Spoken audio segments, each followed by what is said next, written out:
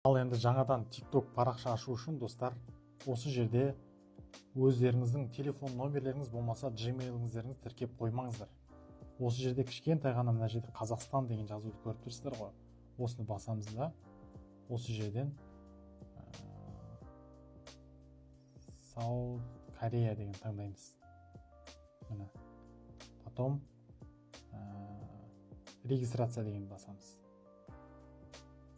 Так, мына жерде Қазақстан деген қайтадан таңдаймыз.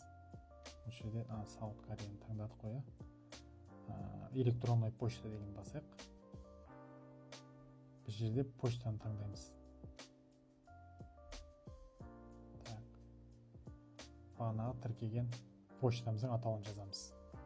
Тексеріп алдық достар. Продолжить басамыз. Осы жерден пароль придумать етуіміз керек. Осы жерде сіздерге 8 символ, одна буква либо цифра и осындай символ болулары керек. Так, надежный пароль придумать еттік. Ары қарай продолжить басамыз. Кейін осы жерден дата рождения, яғни жасыңыз 18-ден асу керек достар. Ұмытып кетпеңіздер. Мен примерно жаздым.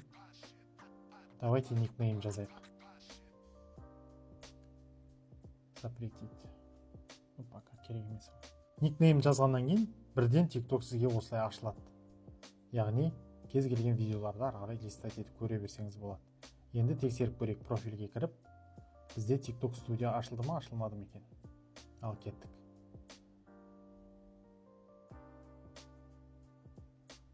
Монетизация программа для авторов. Ал құтты болсын достар. Осы жерде, яғни монетизация жүреді деген сөз достар. Как было раньше? Бұрында 50 мың оқырман жинау керек достар. Қазір 10 мың ғана оқырман жинау арқылы болады. Сообщить, когда я смогу присоединиться басамыз. Понятно. Болды, бізге енді ескертеді.